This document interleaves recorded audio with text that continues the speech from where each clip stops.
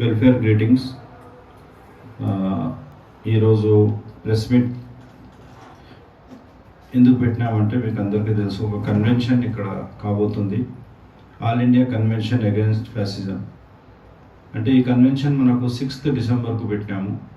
ఒక SC candidate, ఒక ST candidate, minority candidate MP గెలవని, ఎమ్మెల్యే గెలవని, ఈవెన్ కౌన్సిలర్ గెలిస్తే కూడా ఆయన అన్నీ మర్చిపోతారు. పార్టీ ఈజ్ ది బెస్ట్ అంటాడు. ఆయన ఏ పార్టీలో ఉంటే అదే పార్టీ, ఏం చెప్పినా లేదు పార్టీ చెప్పింది నేను అదే చేస్తాను. అరే కాదు బాబు, మీ కులం వాళ్ళకు, మీ జాతీయ వాళ్ళకు వాళ్ళకు నాశనం చేస్తున్నాడంటే లేదు, చేస్తే చేయకు కానీ నాకు సీట్ ఉంటే చాలు. ఈ పరిస్థితి మనది ఉన్నది. మీరు 6th నాడు కంపల్సరీ ఏదైనా పని ఉండని అది మీరు పక్కకు పెట్టి మీరు అక్కడ వచ్చి సక్సెస్ చేయాలి. ఆ సక్సెస్ చేయకుంటే అందరికీ లాస్. మనకు హైదరాబాద్లో ఇది first time all India convention fascism గురించి, all India convention first time. Dear friends, so present situation of India demanding to unite the people for resistance. India, the country of multinational, multicultural, multi-religious, under danger. Now every day, in every minute actually, that is proved. India, the multicultural, multinational, multi-ethnical, multi-religious country became the Hindu Rashtra by RSS. So to fight the RSS is not a cultural organization. RSS is not a national organization. RSS is not a religious organization. There is no culture, there is no nationality, there is no religion. RSS, they are repeatedly proved, RSS is a number one largest fascist organization in the globe. They have the paramilitary, they have the open secret, hundreds of the open and secret organization among the various level, especially judiciary, military, raw, CBI, in every sphere of the society. They infiltrate, they capture the political power from street to state. So present situation demand the raise the voice against the Hindu Rashtra. These countries belong to farmers, these countries belong to the workers, these countries belong to the Muslims, these countries belong to the Christians, these countries really belong to the Dalits or Mula Nivasis, Adivasis and Malas. This country is not belonging to RSS or not belonging to actually Brahmins. This should be go to the people. We should organize the people against this RSS fascism. Our main slogan is to resist and fight the defeat the RSS fascism. From more than 10 to 14 states, there are writers, activists, intellectuals, so professional strugglers are going to part of the convention. That is why we appeal the people. This is the people's convention. So once again we appeal the peoples of the oppressed and working class.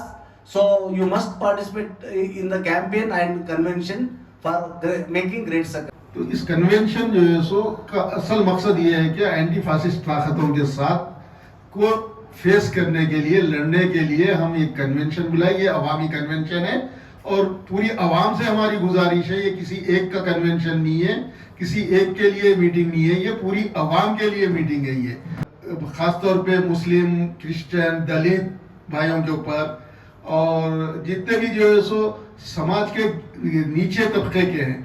ऐसा नहीं है कि ये सिर्फ दलित और मुसलमानों पे हो रहे, जो उनके खिलाफ बोलने वाले हैं, उनके खिलाफ बोलने वालों के लिए भी जो है सो संजू भट्ट वैसे लोगों को भी जो है सो अंदर डाल दिए लोग.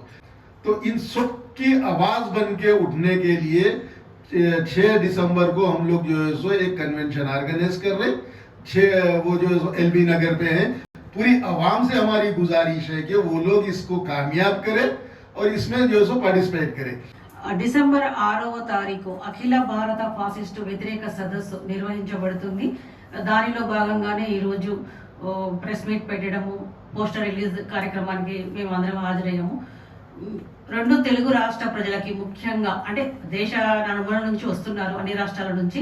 సో అందరూ ఈ కార్యక్రమానికి పెద్ద ఎత్తున హాజరయ్యి సక్సెస్ చేయాలని కోరుకుంటున్నాము. ప్రశ్నించాలి, ఇప్పుడు కాకపోతే ఇంకెప్పుడు, మనం కాకపోతే ఇంకెవరు, కనబడకపోతే కనుమరుగైపోతాం అనే కాన్సెప్ట్తో ముస్లిం సమైక్య వేదిక అనే కార్యక్రమం నిర్వహిస్తాం. ఓట్లు మావే, సీట్లు మావే అని. సో రాజకీయ నాయకులు చేయాల్సింది ఏంటి? అభివృద్ధి గురించి, ప్రగతి గురించి మాట్లాడాలి. ఇవి పక్కకు పెట్టి గత ప్రభుత్వాలు ఏం చేశాయి, వీళ్ళు ఏం చేస్తున్నారని చెప్పడం కాకుండా మనం కూడా ప్రశ్నించడం మర్చిపోతున్నాము. మత విద్వేషాలు రెచ్చగొట్టి మనల్లో మనకి చిచ్చు పెట్టే ప్రయత్నాలు చేస్తున్నారు. సో వీటన్నిటిని తిప్పి కొట్టాలి. అఖిల భారత ఫాసిస్ట్ వ్యతిరేక సదస్సు లాంటిది ఒకటి, ఒక ముస్లిం మహిళ అయి ఉండి కూడా నేను ఇంత ఫ్రీగా వచ్చాను. సో అందరూ దీంట్లోకి వచ్చి ఈ కార్యక్రమాన్ని దిగ్విజయం చేస్తారని నేను ఆశిస్తున్నాను. మిత్రులారా, నా పేరు జె చక్రవర్తి, కుల అసమానతల నిర్మూలన పోరాట సమితి స్టేట్ కమిటీ మెంబర్. ఈ సదస్సుకు ముఖ్య అతిథిగా జస్టిస్ వి గోపాలగౌడ, రిటైర్డ్ జడ్జి, సుప్రీంకోర్టు గారు హాజరుగా అవుతున్నారు. ఈరోజు భారత రాజ్యాంగం అమలులోకి వచ్చిన రోజు మనం ఈ ప్రెస్ కాన్ఫరెన్స్ను నిర్వహిస్తున్నాం. 6th డిసెంబర్ అంబేద్కర్ వర్ధంతి సందర్భంగా సమావేశాన్ని హైదరాబాద్లో నిర్వహిస్తున్నాం. మరి సామాన్యమైన ప్రజలకు ఫ్యాసిజం అంటే ఏంటిదని మనం ఒకసారి చూసినప్పుడు, ఈ ఫ్యాసిజానికి సంబంధించిన ప్రాక్టికల్గా మేము గత సంవత్సరం నుంచి ఎదుర్కొన్న ఒక 3 ప్రాక్టికల్ విషయాలు మేము ఇక్కడ చెప్పదలుచుకున్నాం. ఒకటి, ఏదైతే బీజేపీ, ఆర్ఎస్ఎస్ వాళ్ళు హిందువులం బంధువులం అని చెబుతున్నారో, ఎవరు హిందువులు ఎవరు బంధువులు, దళితులు హిందువులా కాదా అని అడగవలసిన అవసరము ఈ సమాజం పైన ఉంది. ఎందుకంటే ఒక దళితునికి సంబంధించిన వ్యక్తి తనకు కష్టాలు, నష్టాలు, కుటుంబ సమస్యలు ఉన్నాయని చెప్పి ఆయన అయ్యప్ప మాల ధరిస్తాడు. వాళ్ళు ఏం చేసిండ్రు, అక్కడ ఉన్న గురుస్వామి అని శ్రీనివాస్ రెడ్డి, నీవు మాల వేసుకొని మాతో పాటు మేము మా సన్నిధానంలో ఉండొద్దు, మేము ఎక్కడైతే పూజలు ఇవన్నీ చేస్తున్నామో నువ్వు అక్కడ ఉండొద్దు అని చెప్పి ఆదేశాలు పంపించాడు. లేదు స్వామి, మీరు పూజ చేసుకున్నప్పుడు ఆ తీర్థ ప్రసాదాలు ఏమైనా ఉంటావో అవి చేసుకొని మేము ఉండాల్సిన షెడ్డు వేరే దగ్గర ఎక్కడైనా ఏర్పాటు చేసుకొని అక్కడ ఉంటామని చెప్తే కూడా ఒప్పుకోలేదు. మరి హిందువులం బంధువులం అంటున్న ఈ బీజేపీ, ఆర్ఎస్ఎస్, బండి సంజయ్ లాంటి వాళ్ళు ఏం మాట్లాడుతున్నారు ఇప్పుడు? మరి బండి సంజయ్కి హిందువులం బంధువులం అని చెప్పి మాట్లాడుతున్న ఆర్ఎస్ఎస్ కానీ ఏమాత్రం చిత్తశుద్ధి ఉన్నా ఆ కుటుంబాన్ని, ఆ బాధితులను కలవాలి కదా. మరి కలుస్తలేరు. ఎందుకు కలుస్తలేరు? మీకు నిజంగా కూడా హిందువుల మీద ప్రేమ అనేది లేదు. ఉంటే మీరు ఈ పాటికి అక్కడ వెళ్ళి కలిసేవారు. 2014 నుంచి నరేంద్ర మోడీ ప్రధానిగా వీళ్ళు అప్పటి నుంచి చెప్తున్నది ఏంటంటే రామరాజ్యం వస్తుంది అని అంటున్నారు. రామరాజ్యం వస్తుంది కాదు, వచ్చింది. తర్వాత భారత రాజ్యాంగాన్ని మారుస్తున్నారు అని అంటున్నారు. మార్చిండ్రు. ఎందుకంటే రామరాజ్యం కోసము ఎవరు అనుకూలంగా లేకుండా ఎవరిని సహించట్లేదు.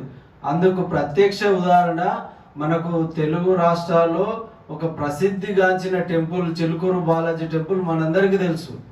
ఆ చిలుకూరు బాలాజీ టెంపుల్లో ప్రధాన అర్చకునిగా ఉన్న సిఎస్ రంగరాజన్ గారి పైననే దాడి జరిగింది. దాడి జరిగిన ఆయన ఎవడు? వీర రాఘవరెడ్డి అనే వ్యక్తి ఒక 20 మందిని తీసుకెళ్ళి, నీవు నీ దగ్గరకు వస్తున్న భక్తులందరికీ రామరాజ్యం కోసము ప్రయత్నం చేయమని చెప్పండి, రామరాజ్యం కోసము వాళ్ళందరినీ ఎడ్యుకేట్ చేయండి అని చెబితే రంగరాజన్ గారు ఒప్పుకోలేదు. ఇక్కడ దేవుడు భక్తుడు మాత్రమే నేను చెప్తాను కానీ ఇట్లాంటి విషయాలు చెప్పనని చెప్పినందుకు ఆయన పైన మూకుమ్మడిగా ఇంట్లోనే వెళ్ళి దాడి చేసి ఇబ్బంది పెట్టిన పరిస్థితి. మరి ఎక్కడ పోయింది బీజేపీ, ఆర్ఎస్ఎస్? ఇట్లా ఉందన్నట్టు. ఆర్ఎస్ఎస్ కానీ ఫ్యాసిజం అంటే ఇదేనట్టు.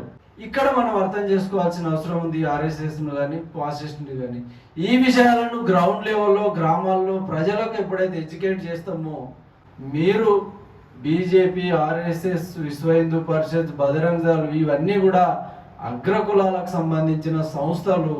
ఇవి పెట్టుబడిదారుల కోసం, రాజకీయ పార్టీల కోసము, బాగా ఉన్నత కులాల కోసం మాత్రమే పనిచేస్తున్నాయని చెప్పి మనం అర్థం చేసుకోవాల్సిన అవసరం ఉందని, ఆ క్రమంలో జరిగే 6th డిసెంబర్ను సదస్సును విజయవంతం చేయాలని కోరుతున్నాను. Thank you.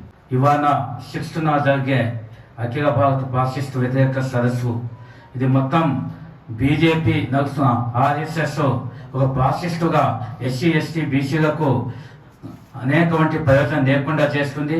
ఏ ముస్లిం హిందువుల మధ్య గొడవ పెట్టడం, ఈ ఎస్టీలో గొడవ పెట్టడం, ఇదంతా ఆర్ఎస్ఎస్ వామనవాదం చేసిన కుట్ర. ఈ ఈవీఎం ద్వారానే ఇవాళ వాళ్ళు గెలుస్తున్నారు. ఈవీఎం టాంపరింగ్ ద్వారానే ఇవాళ బీజేపీ అధికారంలో వచ్చింది. మొన్న బీహార్ ఎన్నికలు కావచ్చు, మిగతా ఎన్నికలు కావచ్చు, ఇదంటే ఒక ఫాసిస్టుగా బీజేపీ మొత్తం మొత్తం బాపనోగా కబ్జాలో ఉంది. కాబట్టి ఇది ఈవీఎం ద్వారానే వాళ్ళు వస్తూ ఉన్నారు. కాబట్టి దీని అందరూ కూడా ఎస్సీ ఎస్టీ బీసీలు అందరూ ఐక్యమై మొత్తం పోరాడవలసిన అవసరం ఉంది. ఈ ఉద్యమ చరిత్ర ఉన్నటువంటి రాష్ట్రంలో ఏర్పాటు చేయాలని చెప్పేసి ఒక నిర్ణయం జరిగింది.